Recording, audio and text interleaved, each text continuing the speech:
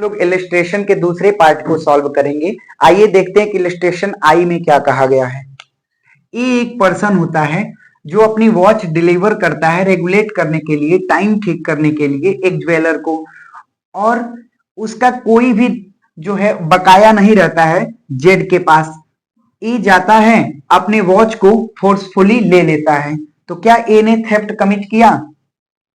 अगला है कि ए एक पर्सन है जो अपनी वॉच को डिलीवर करता है जेड को ठीक करने के लिए, और उस वॉच को जेड रेगुलेट करता है, ठीक कर देता है, और उसे लॉफुल एज अ सिक्योरिटी के रूप में अपने पास रख लेता है कि जब ए मेरा पेमेंट करेगा उसके बाद मैं उसे जो है वॉच वापस दे दूंगा।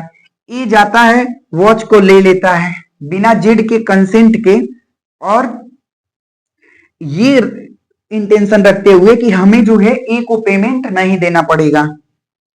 अगले केस में ए अपने वॉच को, कोई कीमती वॉच है, उसे गिरवी रख देता है जेड के पास। उसके बाद ए जो है उस वॉच को ले लेता है बिना जेड के कंसेंट के, और ए का कोई भी जो है जो बकाया है वो दिया नहीं है। जो पेमेंट जो है गिरवी के रूप में अर्जित किया था, लिया था, वो पेमेंट जेड को नहीं किया है।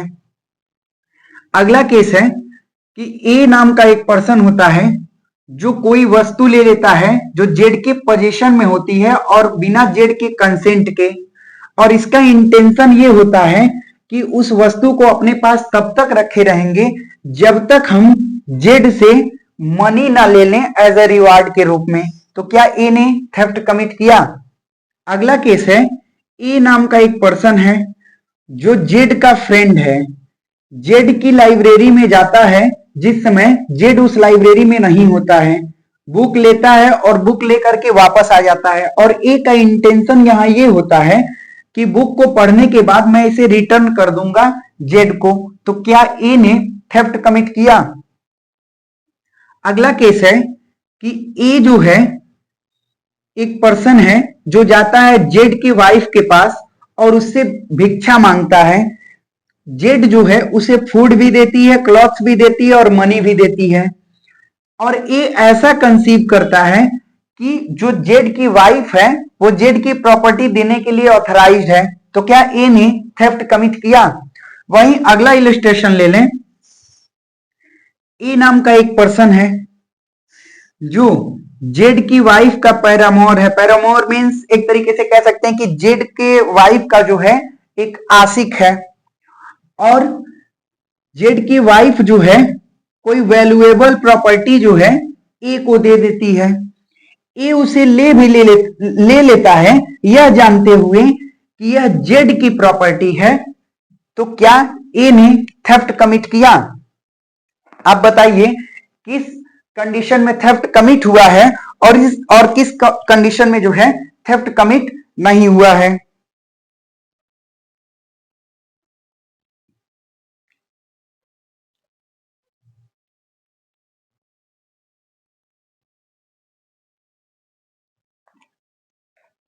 आइए देखते हैं कि पहले वाले कंडीशन में क्या हुआ है।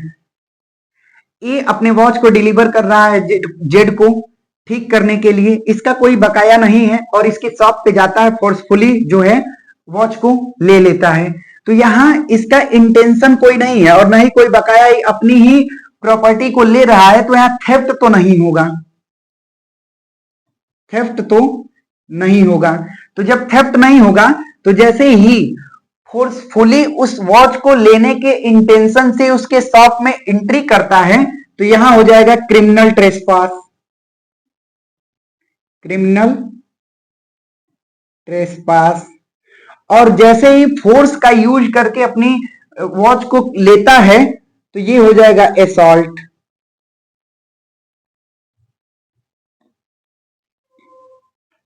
अगले केस में ए अपनी वॉच को देता है जेड को और जेड इस वॉच को ठीक कर देता है।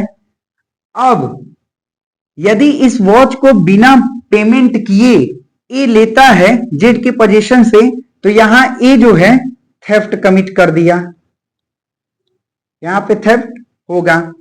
अगले कंडीशन में ए जो है अपने वॉच को गिरवी रखता है जेड के पास और बिना जेड के कंसेंट से वो ले लेता है, ये इंटेंशन, और कोई भी उसका जो गिरवी रहता है वो पेड नहीं करता है, तो ऐसी स्थिति में ए ने थेफ्ट कमिट किया।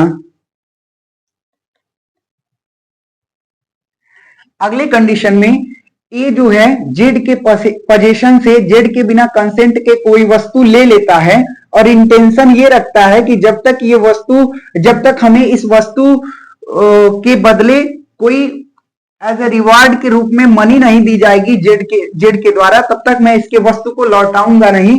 तो यहां भी चोरी के सारे इसेंशियल पूरे हो गए, यहां भी कहेंगे हम थेफ्ट हो गया। अगले कंडीशन में ए नाम का एक पर्सन है जो जेड का फ्रेंड है, जेड के एब्सेंस में जेड की लाइब्रेरी में जाता है और उसकी बुक को लेकर के वापस चला आता है और इंटेंशन ये रखता है कि मैं बुक को पढ़ने के बाद जेड को वापस दे दूंगा।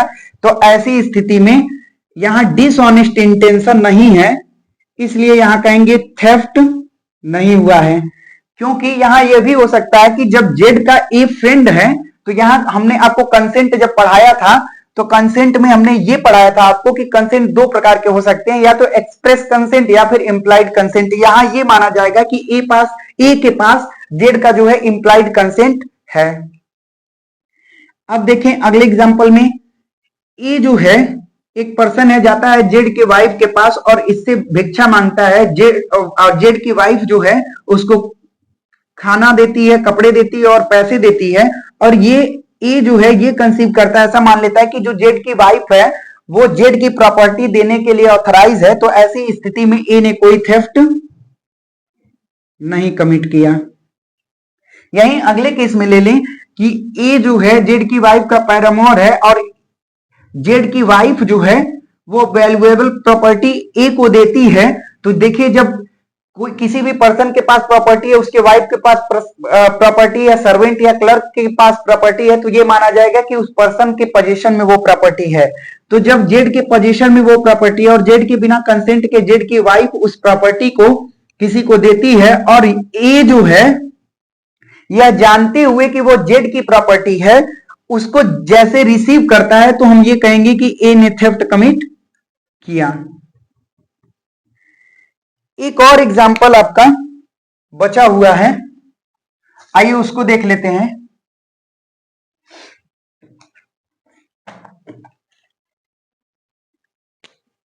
इलस्ट्रेशन पी, ए जो है जेड की कोई प्रॉपर्टी है,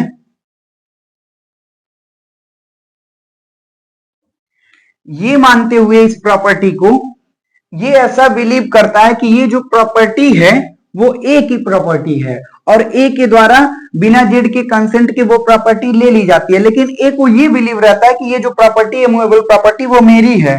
तो ऐसे सिचुएशन में क्या ए ने थेफ्ट कमिट किया? अभी हमने आपको बताया कि इसका इंटेंशन डिसऑनेस्ट इंटेंशन नहीं होता है, ये कंसीव करता है, ये ऐसा प्रिज्यूम करता है, ऐसा मान लेता है, ऐसा बिलीव करता है कि वो प्रॉपर्टी जो है इसकी है, ए की है, तो ये अपनी प्रॉपर्टी समझ करके उस प्रॉपर्टी को लेता है। तो यहाँ डिसऑनेस्ट इंटेंशन नहीं है, मतलब यहाँ पे थेफ्ट नहीं होगा। यहाँ पे हम लोग के सारे जो है इलस्ट्रेशन समाप्त होते हैं। Thanks for watching my video.